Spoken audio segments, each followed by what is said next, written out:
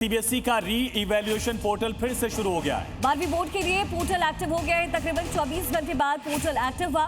ये कहा गया था कि 1 जून से ये पोर्टल एक्टिव हो जाएगा, लेकिन कल ये एक्टिव नहीं हुआ, जिसके बाद लोगों के अंदर आक्रोश और स्टूडेंट्स के अंदर जो विद्रोह है उसकी तस्वीरें मिलनी शुरू हो गई। धर्मेंद्र प्रधान की तरफ से तमाम स्टेटमेंट्स दिए गए, लेकिन 24 घंटे की मशक्कत के बाद ये पोर्टल फिर से शुरू हो गया।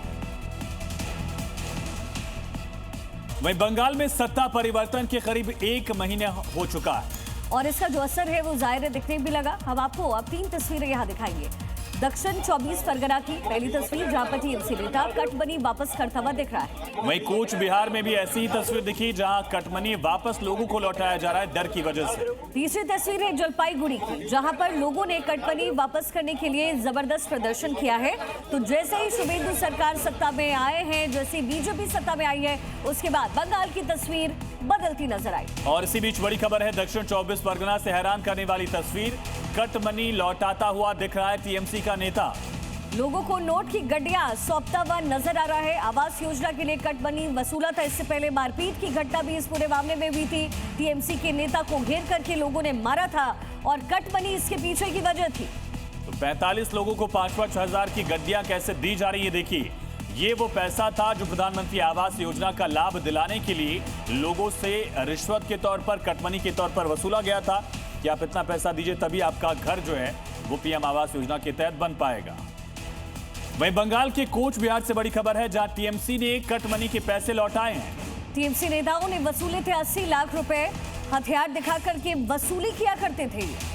लोन लेकर पैसे लौटा रहे हैं टीएमसी के नेता। सरकार बदलते ही अपनी पैसे की मांग की लोगों ने कटमनी को मांगा और उसके बाद ये देखिए किस तरह से लोगों ने इनको घेरा और इन्होंने पैसे वापस किए हैं, पैसे लौटा दिए हैं। और बाकायदा इसके लिए टीएमसी नेताओं को लोन उठाना पड़ा, लेकिन क्योंकि इससे पहले कटमनी के लिए आपस में लोग मारपीट करते नजर आए, टीएमसी नेता को मारते नजर आए थे। इसके बाद ये डर का माहौल। वहीं जलपाईगुड़ी में कटमनी का पैसा लौटाते हुए लोगों की तस्वीरें सामने आई है। कटमनी को लेकर जबरदस्त प्रदर्शन हो रहा है।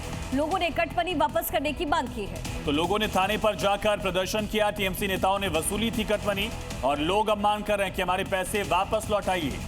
2 जगह से आपने तस्वीरें देखी किस तरह से दरअसल पैसे जो हैं वो लिए गए थे, कटमनी के तौर पर लौटाए गए हैं, लेकिन जलपाईगुड़ी में भी लोग मांग कर रहे हैं कि उनका पैसा दिया जाए। वहीं दक्षिण 24 परगना में कटमनी लौटाता हुआ टीएमसी नेता नजर आया। टीएमसी नेता लोगों को नोट सौंपते हुए नजर आया है।